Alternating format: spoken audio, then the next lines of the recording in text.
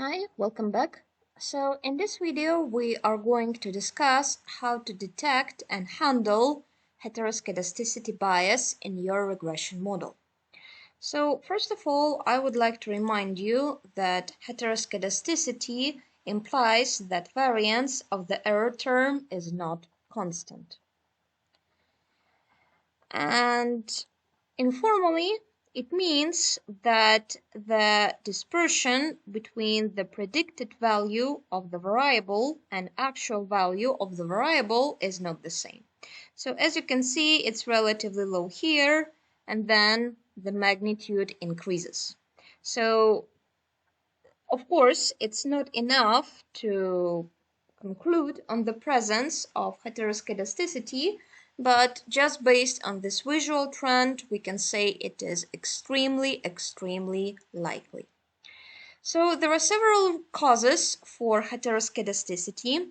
One of them is specification bias. So specification bias refers to situation when you omit some potentially important explanatory variable. You do not include it to the model. Assume, for instance, that you want to analyze how quantity demanded, or let's say sales, are affected by price.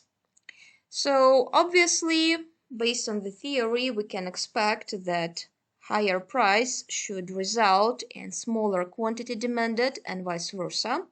But what if we forget about the season?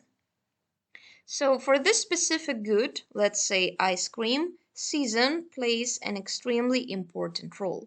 In summer, people are going to buy more ice cream, even though price might be higher, and in winter people will buy less ice cream, even price might be lower. So if you forget about this variable, then you are likely to end up with heteroscedasticity in your model. Another possible reason is wrong functional form of the model. So we already discussed that our model has to be linear in parameters, but it is not required to be linear in variables. And both autocorrelation and heteroscedasticity might result from incorrectly specified model. So for instance, there is some famous piece of economic theory which states that the relationship between inequality and income per capita should be described by inverted U-shaped curve.